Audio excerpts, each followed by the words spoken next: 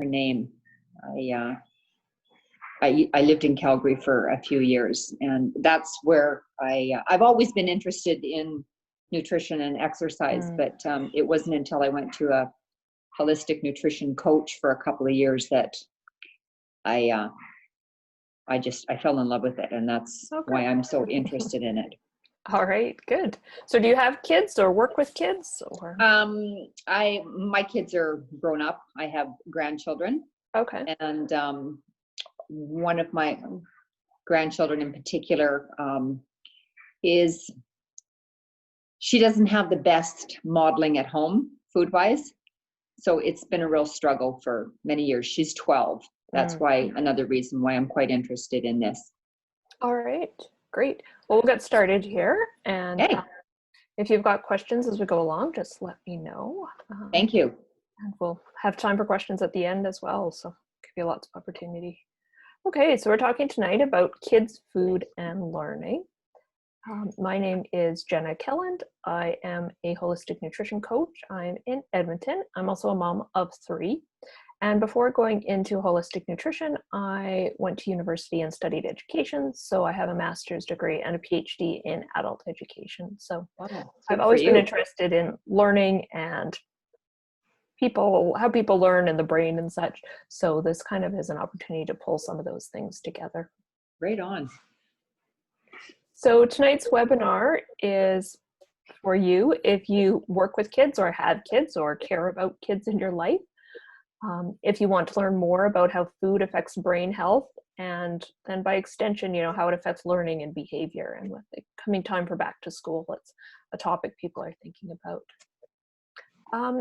If you're tired of trying to figure out, what's causing vague symptoms that you can't seem to fix, like headaches and sniffles and ongoing digestive issues. If you've seen a connection between what your kids eat and how they behave, and you want to know what to do to change that or to better support their behavior. And if you want to support brain health so kids can learn and focus and, be ready for school and after school activities. These are some of the things we're going to talk about tonight. Specifically, you'll learn how what kids eat affects their behavior and learning, and we're going to talk about how that comes through the gut health, particularly how your gut health and brain are related. We're going to talk about what to eat and what to avoid to get kids of any age ready for learning. This applies really to everyone. There's not nutrition rules or nutrition suggestions that are particularly different for kids versus adults. This information would apply to everybody, but we're focusing on kids tonight. Do you coach children or talk to them, or? I do. I work with families, and sometimes I'm talking to kids because sometimes kids want to hear from someone other than their parents. Oh, for sure. Yeah. So mom can tell you over and over again to eat your veggies, but if someone outside talks to you about it in a different way, it can get kids interested. Right. Okay. I've had the opportunity to do a couple of workshops at my kids' school with some of the kids, and they're full of ideas and excitement, and suck up the energy and suck up the knowledge and such so quickly. So, yeah. So, because we have a limited time tonight, and people might be watching on recording as well, so we're not going to get into specific strategies for your kids and your family because every situation is different. But I will offer you an opportunity if you want to meet with me one-on-one afterwards. Awesome. We aren't going to talk about meal planning and lunch prep and all those things that make healthy eating easier, but those are important things, and I do talk about them in other places and such, have resources. We're not going to talk about picky eaters. That's a whole topic in itself, and as I said, what I'm going to talk about tonight will be fairly general, recognizing that different families have different needs and different strategies might work in different situations. Okay. I'll tell you a little bit about my kids. So I have 3 kids. These are not recent pictures, but I had 3 kids. So my son was just over 2 and I had twin daughters. So I had 3 under 3. So it was a time where I'd always been interested in food and nutrition, but I found myself helping my son, who was just into, expanding from baby food into more grown-up food and eating by himself and starting to have his own opinions and preferences. And then my two little ones were just starting, of course, to eat some solid food. So I was thinking a lot about food when they were little. I'd always been interested in food and nutrition before they were born as well. You know, I tried out various different ways of eating. I tried vegetarian for a while. I was always experimenting and trying to figure out the best food to make me feel well. And of course, while I was pregnant, I was being really attentive to eating well with the thoughts of, you know, what do my kids need to develop properly. So I'd always had an interest in food and nutrition. And, you know, when my daughters were starting on solid foods, I actually for a while was involved in writing a food blog about baby foods and things like that. So it had been an interest for a while. But when my girls started kindergarten, I decided to go back to school, and I did my holistic nutrition coaching certificate at that point. Right on. And it was because of my interest that I did it, but it turned out to be really helpful information, because over the next few years after that, we discovered the kids had a whole range of challenges at school. Started out with just a general reluctance to go to school, but we soon learned that all three of them had learning disabilities. One of my daughters has ADHD, and most recently my son was diagnosed with autism spectrum disorder. So we have lots of additional challenges. And I believe that, you know, feeding my kids the best food I can and supporting their physical health helps them to deal with these challenges more effectively than if they were also struggling with not having the right food or not having their bodies as healthy as possible. And it's actually been really interesting to see, since they've been learning at home and such since schools closed in March, how well they've been doing.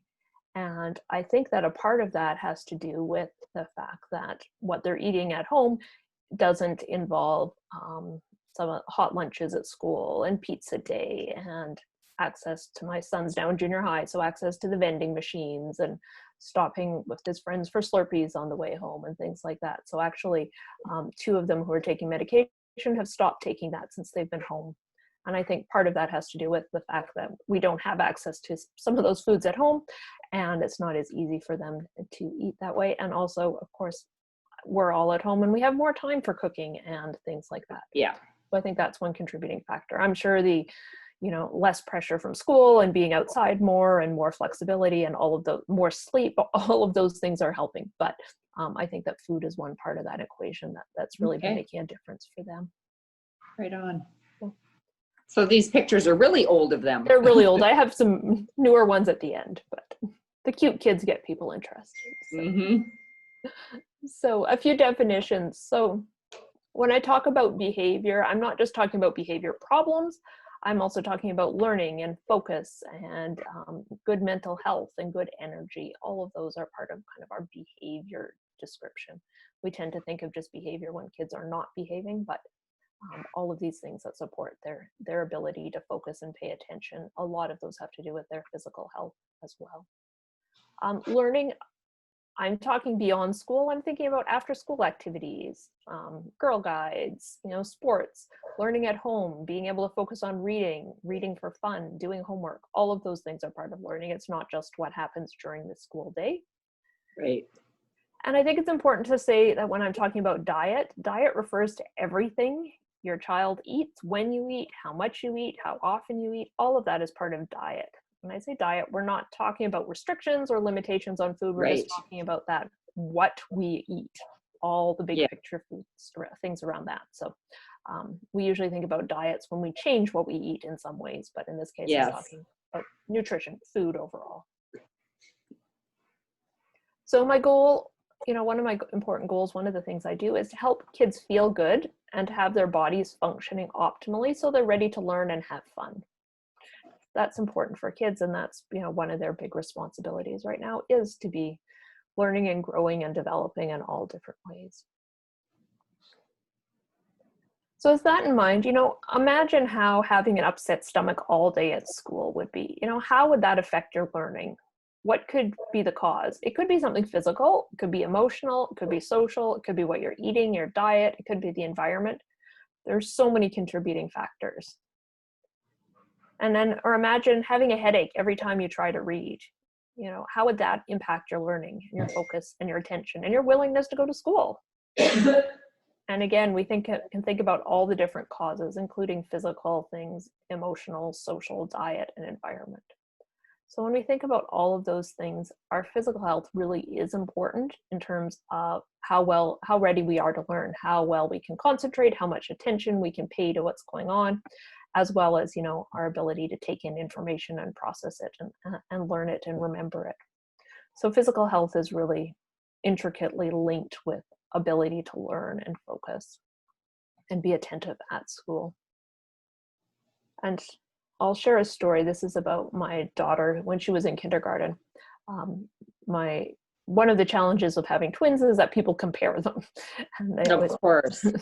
So, you know, at one point the teacher was concerned that one of my daughters was not doing as well as she thought. She wasn't doing as well as her sister, but she also wasn't doing as well as some of the other kids in the class. And so the teacher had talked to us and was concerned that she didn't know her letters and couldn't identify her numbers consistently and things like that. And at the same time, we noticed at home that she was reluctant to go to school. She was a kid who would like hide under the blankets or hide behind the bus stop and things like that. So it was a challenge to get her off to school. And so when she was in kindergarten was when I was doing my nutrition training. So I said, well, let's just make some changes to what she's eating, because that's what I know. So we did. We didn't tell her. She was 5 years old. We just made some adjustments. Whoops, my lamp is falling over here. To what she was eating and what I packed in her lunch. And just did that. And we noticed, you know, her behavior and her willingness to go to school improved somewhat and such. But the biggest change was that when about a week later, she came home and she said, Mom, I can color in the lines and I know all the letters without looking at the board. So within about a week to two of making some changes in what she ate, she had noticed the difference as a 5-year-old. Unreal. That suddenly, yeah, she could do these things she couldn't do before. And so that was one example. An earlier example, when my girls were about 18 months old, they were having some speech delays. And so we were going to the speech therapist and learning all these things.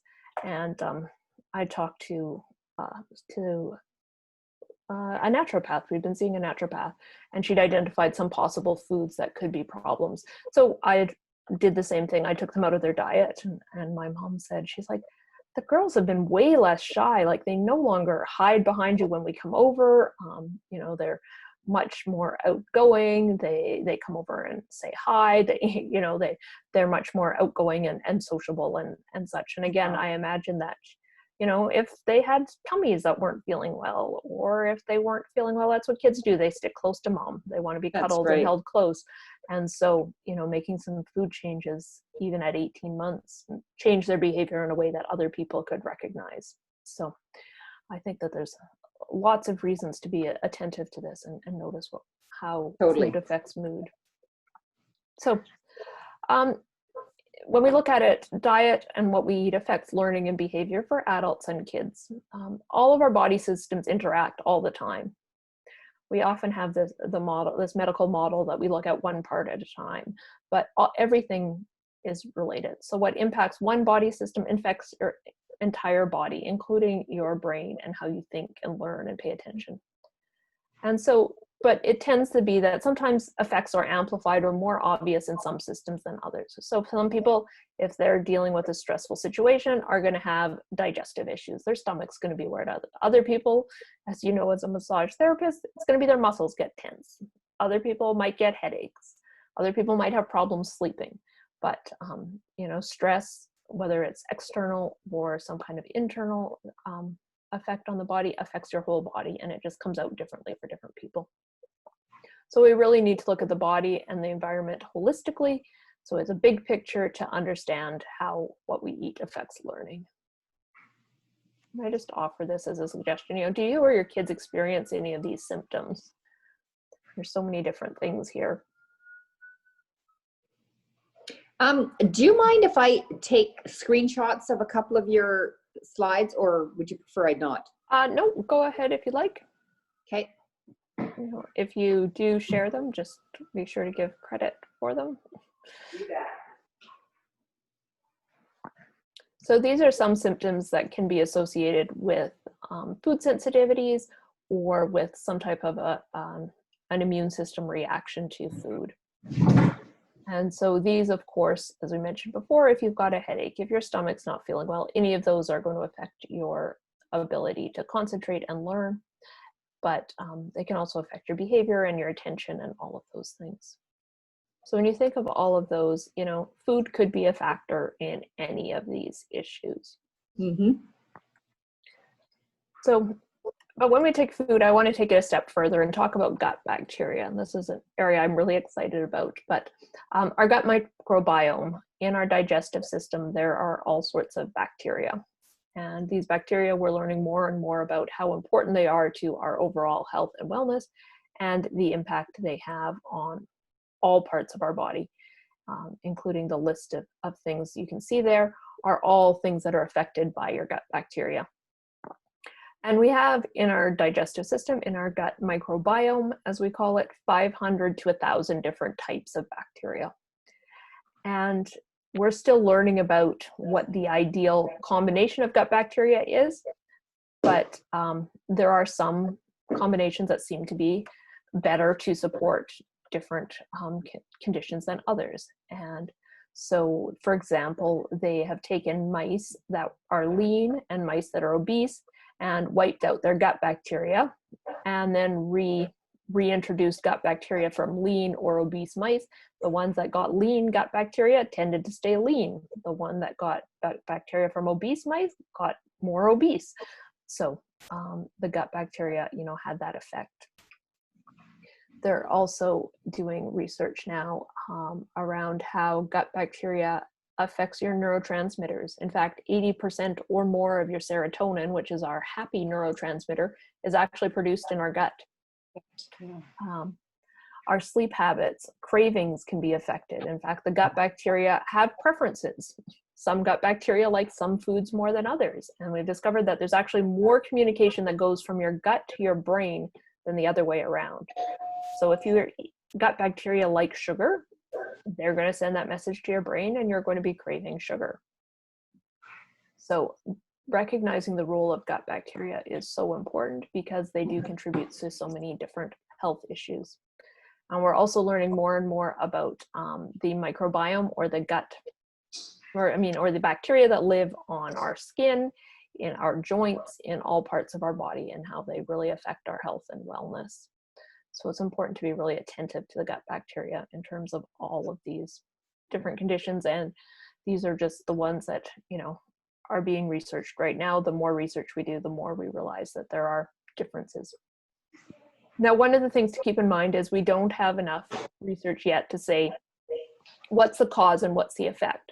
So they've discovered that people with autism spectrum disorder have a different combination of gut bacteria. They have more of some types and less of some types than people who don't have that diagnosis.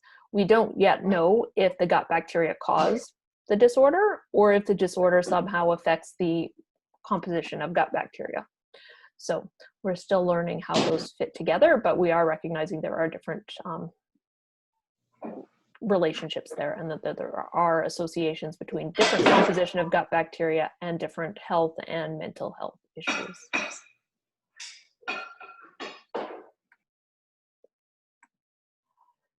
So one of the things I said I'd talk about tonight is the 5 steps to healthier and happier kids. So these are the 5 things I tend to work with families to change. First is to move along the continuum from processed and packaged foods to more whole foods.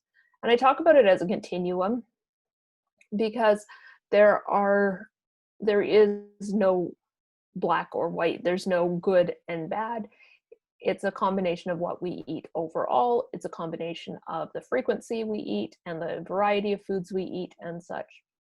And we live in a world where most people can't say, no, I'm not ever going to eat packaged food. I'm not ever going to eat anything processed unless you grow all of your own food and cook all of your own food and don't ever go to the grocery store or out to a restaurant or anything like that. That's not a reasonable expectation. And we have other reasons we enjoy food, and sometimes it's not just about the health benefits. So I encourage people to move from more towards whole foods and farther away from the packaged and processed foods continuum.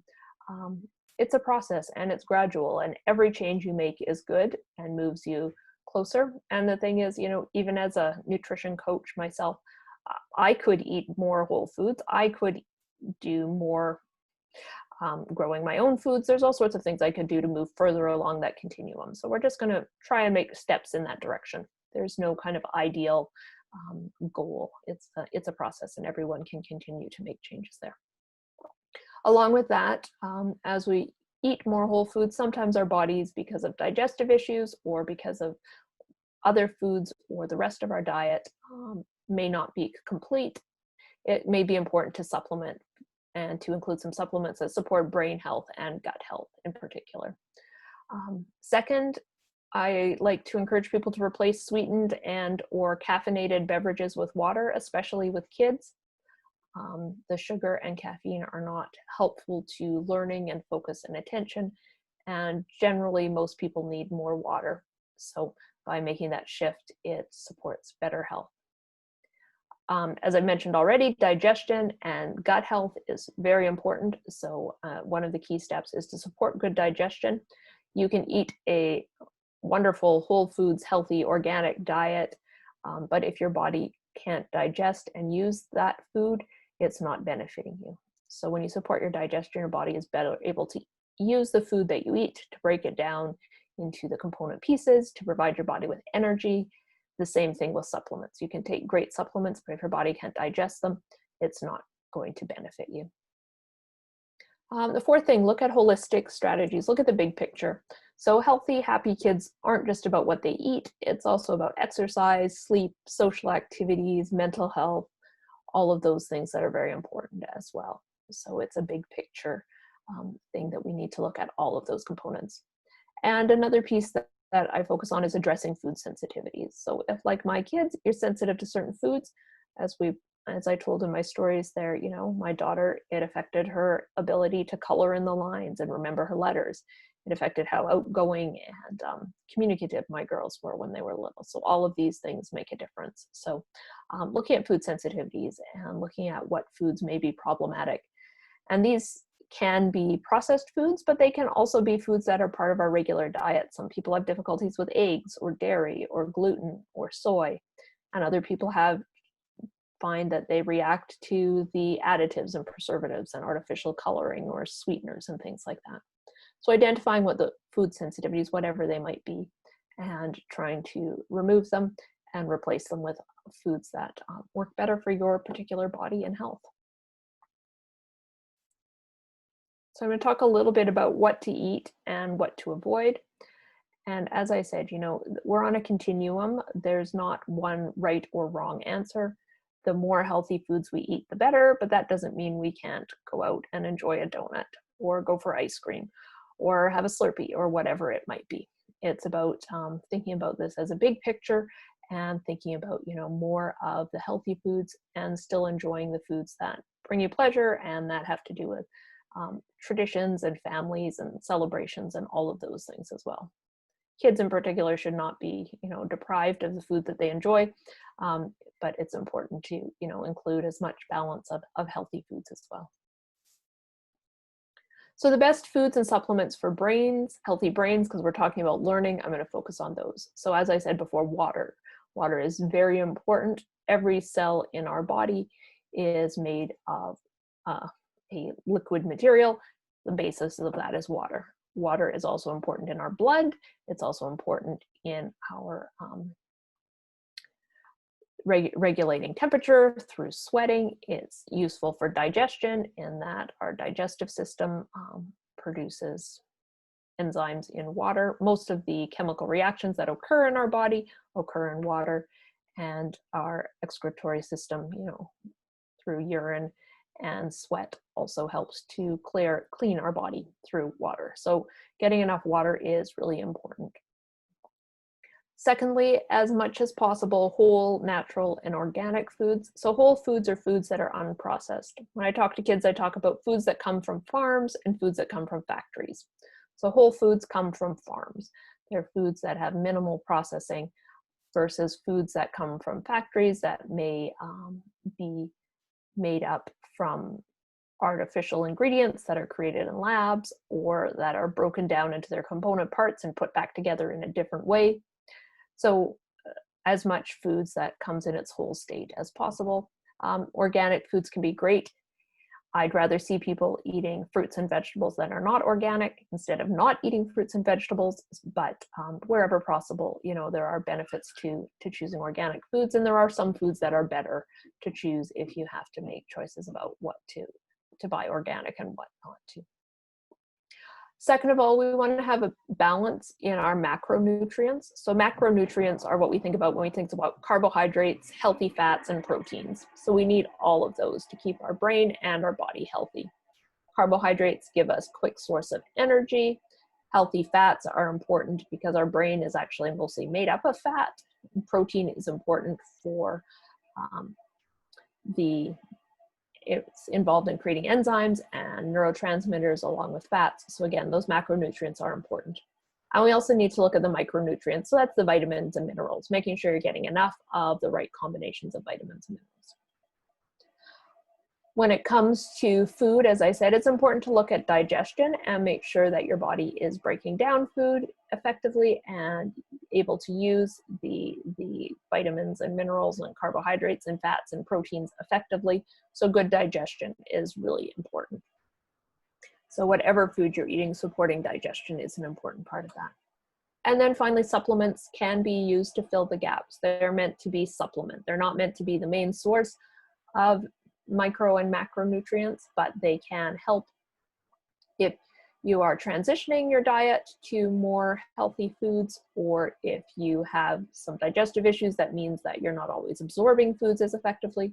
Or supplements can also be specific to certain conditions where you may need more than you're able to get from your diet.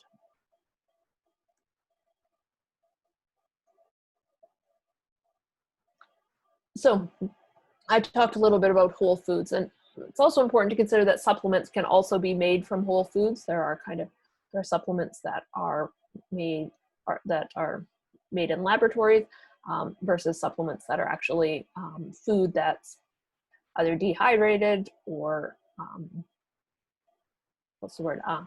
ground up or processed or used to make supplements, I guess, directly. So one of the things we talk about in terms of whole foods is synergy. And synergy is when all the pieces of something work together better than they do separately. So if you think about an apple, apples actually have thousands of different components. They have antioxidants, they have other micronutrients, they have phytonutrients, as in nutrients that come from plants, all of those things, more than we can isolate separately easily in a factory. So if you're going to have an apple versus a supplement that has, say, vitamin C in it, the apple has a lot more components than just the single vitamin. It includes also beneficial nutrients like carbohydrates, like your fiber as well, as all the vitamins and minerals too. And our bodies have evolved over time to digest food. They have developed alongside the food we eat. And so our body is made to use an apple in its whole form. It's made to digest the different components together and to use those effectively. So we don't always know whether it's just the vitamin C that's good or whether it's the vitamin C in combination with some of the other micronutrients that makes the difference. So when we can eat food in its whole form or minimally processed, we get all of that synergistic benefit from it. And even think about that when you eat an apple as compared to having apple juice. So an apple has fiber and such that's going to keep you full, give you a sense of your stomach being full, give you a sense of consistent energy longer than having a glass of apple juice, even though nutritionally they may look very similar. Another thing to keep in mind is that whole foods often contain natural enzymes, which help our body to break them down and digest them effectively. So when we eat foods in their whole state, we have the benefit of those enzymes. If foods have been processed or heated up too much, they may not have those enzymes and we may not be able to digest them as effectively. Another thing is that sometimes when supplements are made in laboratories and such, they actually have a slightly different structure than the natural form, and our bodies may not absorb them or use them as effectively. Sometimes they're mirror image, or the chemical bonds are slightly different, and that can affect how well our body actually uses them. So when you have the choice, choosing whole foods or supplements that are made from whole foods is the best choice. So some of the things that your body and brain particularly need to be effective is fat and protein. So our brain is actually mostly made of fat, and fat and protein together are needed to make the neurotransmitters. So we think about neurotransmitters like serotonin and dopamine, as well as hormones, which are important in our body's chemical communication systems. So having sufficient fat and protein is important to making sure our brain functions properly. Fat and protein are also helpful in maintaining consistent energy levels. So you might notice if you grab a chocolate bar for a snack, you're going to have a quick burst of energy, but it's not going to last long. But if you have a handful of nuts, which have fat and protein in them, you're going to find that your energy may last longer. And in terms of brain health, they're actually starting to look at Alzheimer's as a form of sugar imbalance in the brain. And they're starting in some cases to label it as type 3 diabetes, indicating that Alzheimer's effect on our brain actually has to do with the sugar, how much sugar is in our brain and how it's being processed and held in our brain. So our brain health can really be affected by the amount of sugar we have. So if we're getting enough healthy fat and protein, we don't need as much sugar for energy because we have other sources. When it comes to micronutrients, so these are vitamins and minerals. Some of the ones associated with brain health are listed here. So zinc is important for brain and mental health. Magnesium and theanine are both associated with relaxation and calmness. Omega-3, so fish oils or flaxseed oils, are very important for the brain health as well. As I said, your brain is mostly made of fat. Omega-3 fatty acids are important for that. Some of the specific micronutrients or supplements you can get that are related to brain health, if you see citicoline, phosphatidylserine, and L-carnitine are some micronutrients and supplements for brain health. These would be for very specific situations and probably not something I would recommend you just go out and buy. But if you do see these, or if a health professional recommends them, you can know that that's related to brain. B12 is related to your memory and focus and concentration. And B12 is one of the vitamins that's more difficult to get if you eat an entirely vegan diet. It's found naturally in lots of animal products, but people who eat vegan diets tend to have to supplement with B12. And your brain really benefits from antioxidants. So antioxidants are what gives the color to brightly colored fruits and vegetables. So you can get your antioxidants through eating a variety of colorful fruits and vegetables every day. So here's some examples of foods. So when we don't talk about eating in terms of micronutrients and macronutrients. We talk about actual foods. So here are some foods that are good for your brain. So salmon, particularly wild salmon, because it's grown in a natural environment and eats foods from nature rather than pre-made food or artificial foods. Sea vegetables, so this would be what we used to call seaweed. Now we call it sea vegetables because weed sounds like something people don't want to eat.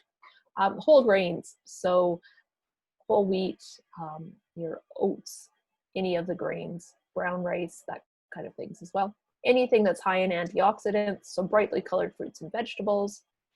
Nuts and seeds are a great source of protein and healthy fats. Eggs have both protein and healthy fat as well. Liver is a good source of protein and also has some of those vitamins that are particularly important for the brain. Cruciferous vegetables, this is things like broccoli, cauliflower, kale, and cabbage, have compounds in them that are good for supporting brain health and supporting addressing, oh, my mind's gone blank, maybe I need more of these, addressing imbalances in your brain, and if you and have kind of a positive effect on the brain health by providing some chemicals that aren't found in other foods, some other phytonutrients. Anything that's rich in protein, because protein is important for those neurotransmitters and hormones. Avocado as a good source of healthy fats. Flaxseed oil is high in omega-3s as well.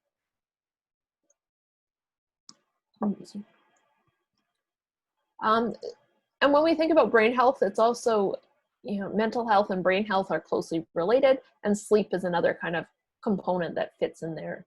So things that can help to support good sleep, and kids who aren't sleeping well tend to not be as focused and ready to learn. So foods for sleep or strategies for sleep are making sure you've got stable blood sugar, so eating enough foods that provide sustained energy over time to avoid that energy roller coaster. Foods that have magnesium in them. Magnesium is known to be relaxing. It relaxes our muscles. So you can find magnesium in greens like lettuce, in dark chocolate, pumpkin seeds, almonds, black beans, avocado, and whole grains. You can also absorb magnesium from Epsom salt bath. So having a bath with Epsom salts, or some people just soak their feet, can absorb magnesium as well. Protein and healthy fats, like those omega-3s, also help with sleep. And foods with B6 in them are used to make melatonin, and melatonin helps with our sleep and wake cycles. So you can find melatonin in fish, tart cherry juice, bananas, and chickpeas. So all of these foods can help with sleep, which also helps then with learning. When it comes to supplements, these are some suggestions for overall health and brain health in particular. So if you are going to take a multivitamin, look for one that's whole food or made from whole foods.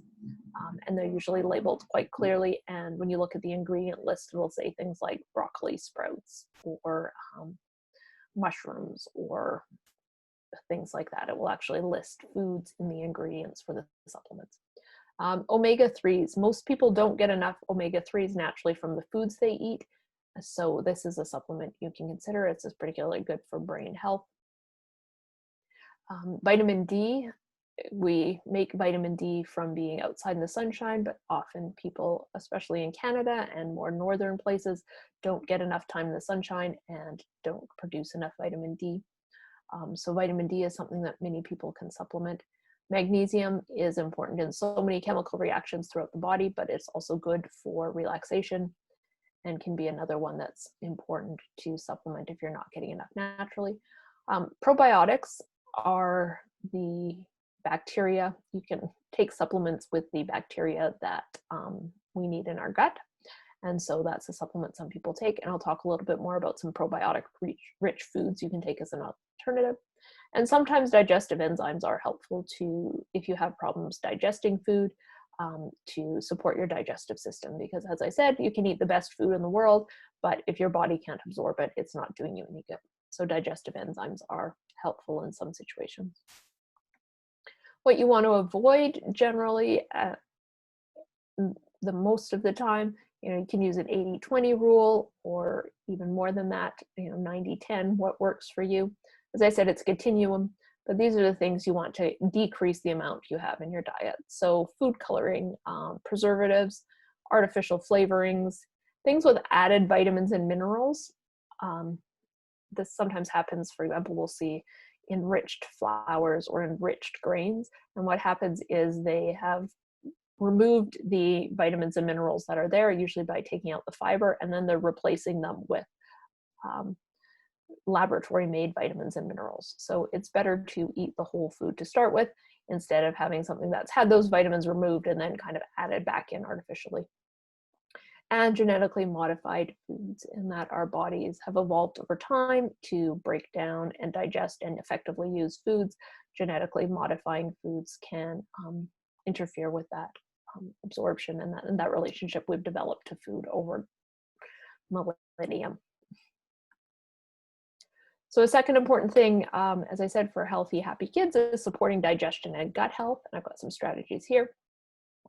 As I said, digestion is important to your health. We need to break down what we eat so we can use it effectively. Digestion helps with the absorption of nutrients. It also helps with keeping out what we don't need. So when our digestive system is working effectively, it is breaking food down into the smallest components that our body can use. When we have problems that we don't digest things enough, we sometimes get bigger pieces of food that can be absorbed into our body. We talk about, sometimes you might have heard of leaky gut, where bigger pieces of food that aren't fully digested, and we're not talking crumbs, we're talking very small components, but still are absorbed into our body, and that can trigger an immune system reaction because our body isn't supposed to have those pieces getting into it. So instead of breaking things down right down to the carbohydrate or protein or fat level, it's still in a form that our body can't use. So that can trigger all sorts of problems. Digestion is important because it's part of our elimination process as well. So removing what we don't need from our body. So good digestion supports good elimination. And I've talked about the gut microbiome and how that's so important to our brain. So it's important to see those together. Can you hear me? Yes. Sorry, you froze. I think our power went off for about 30 seconds. Oh no. All right. So was the slide before this the avoid foods? That was 2 before. Yep. Okay. And then can I just I got those. Okay. And then I moved to talking about digestion. Okay. And digestion. Okay. All right.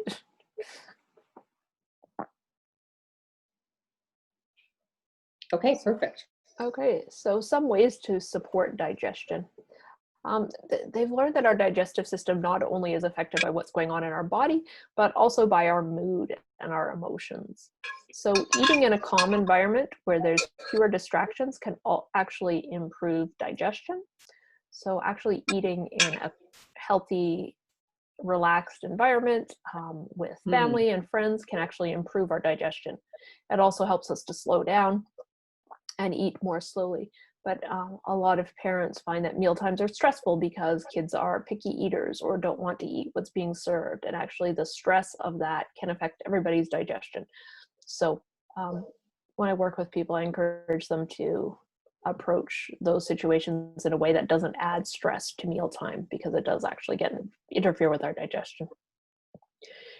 Eating slowly and chewing enough are very important because our digestion actually starts physically as we chew our food.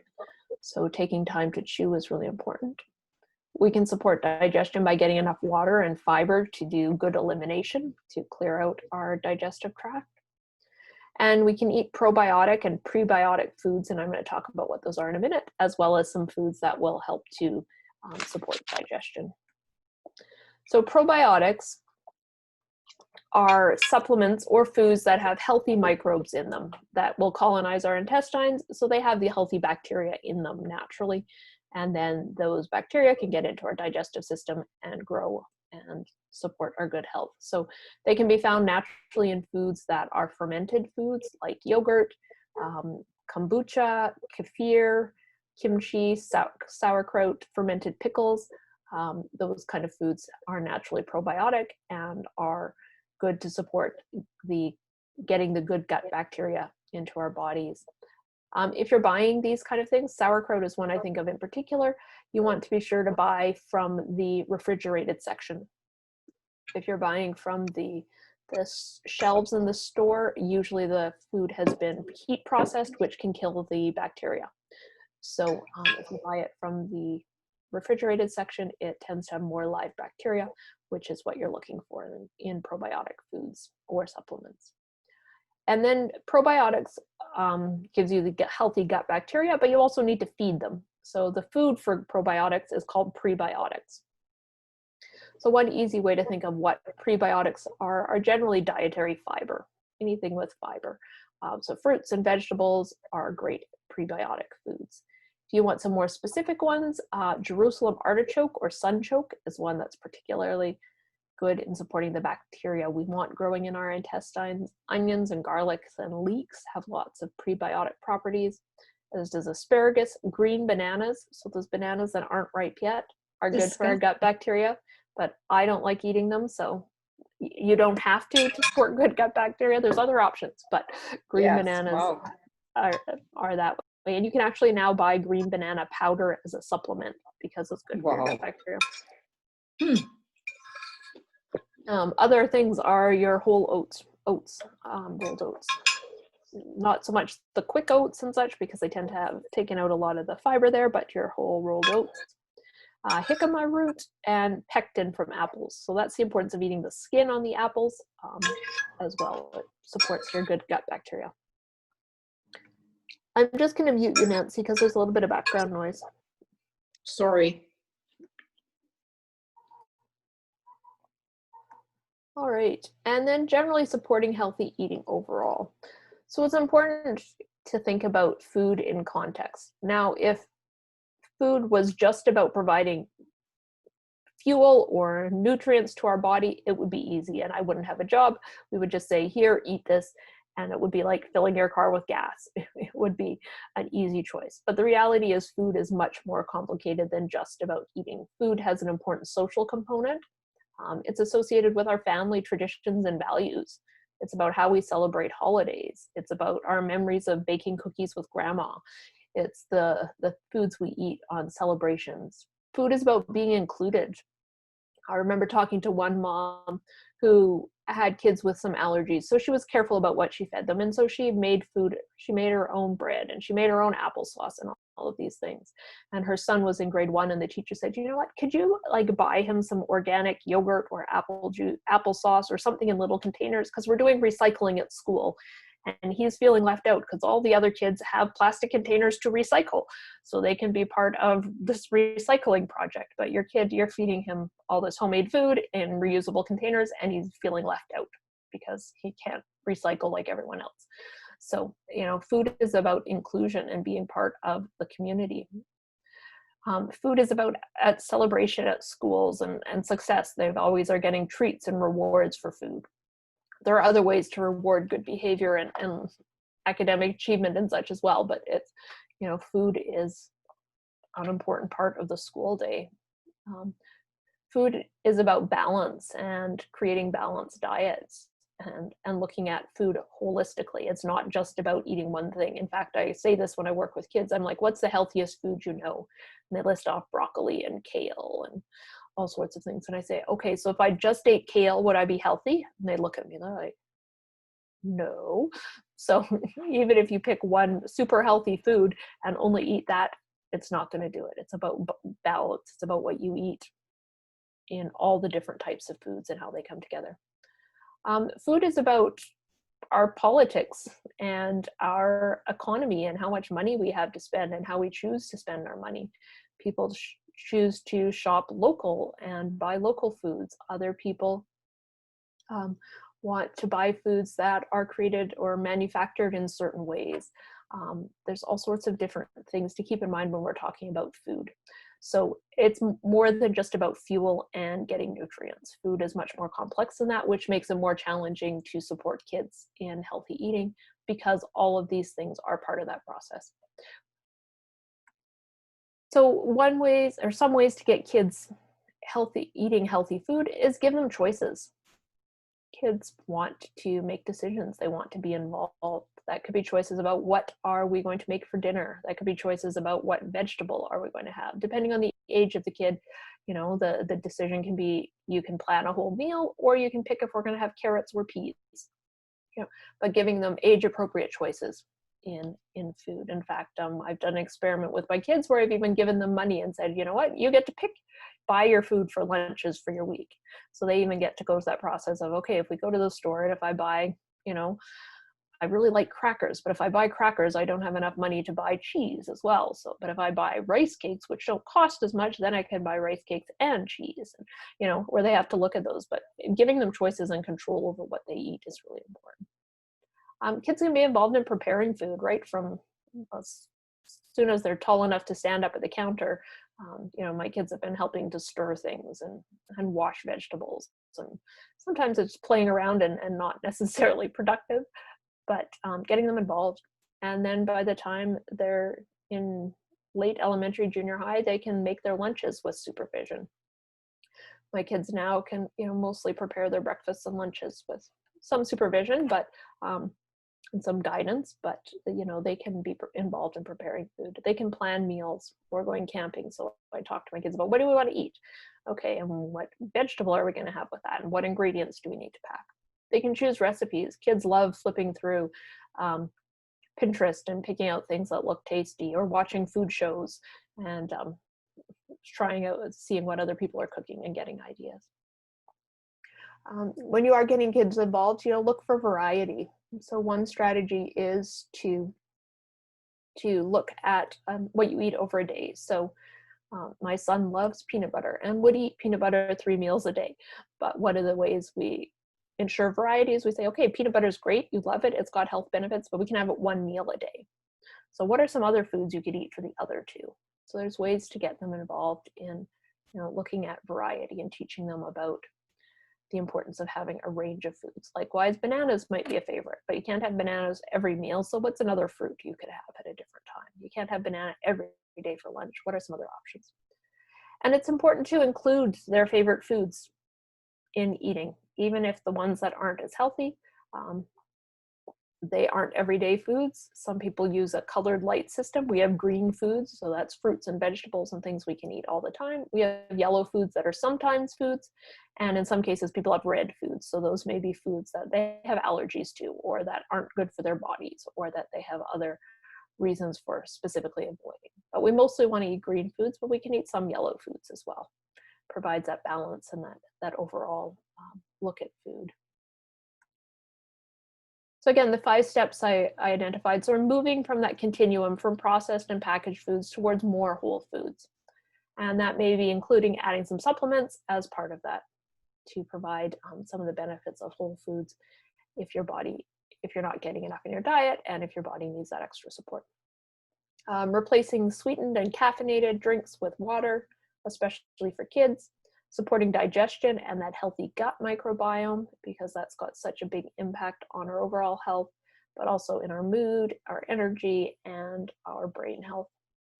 Looking at big picture, looking beyond just food, but at the other things that support good health, and then looking at food sensitivity. So if there are particular foods that cause physical or emotional reactions, to look at those and how to reduce those or remove them if that's needed.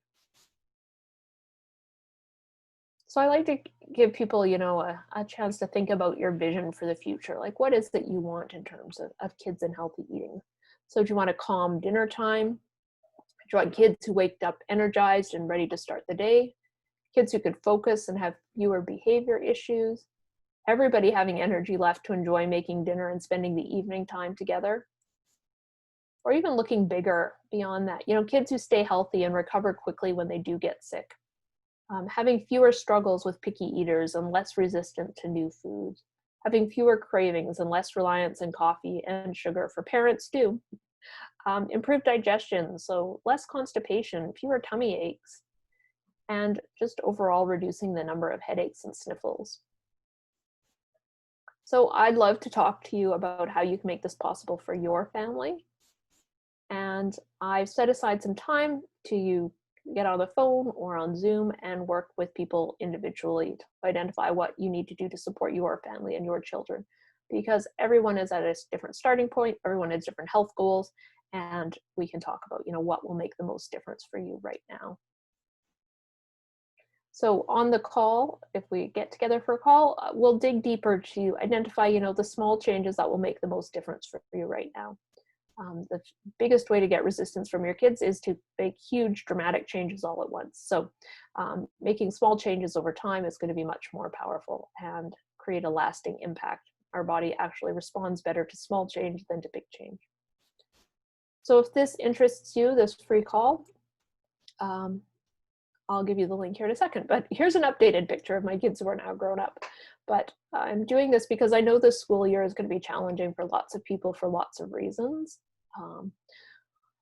we have lots of uncertainty around COVID and lots of people making difficult decisions about, what's best for their family and their learnings. So I want to help parents and children feel good and have their bodies functioning the best that they can, so they are ready to learn and have fun and deal with the ongoing challenges and stresses that may come up. So if this interests you, you can schedule a call using this link.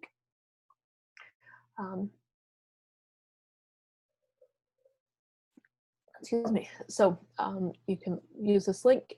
Bit.ly links like this are case sensitive, so make sure you capitalize S for strategy and -30 for a 30-minute call. I will open up for questions, but I did also want to let you know that this is another link. I've put together 5 strategies to support your immune system.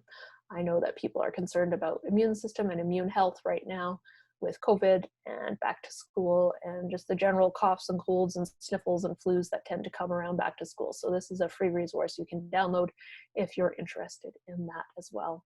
And these are strategies for kids, but the whole family can also benefit from them. So I'll open it up to questions if you have any.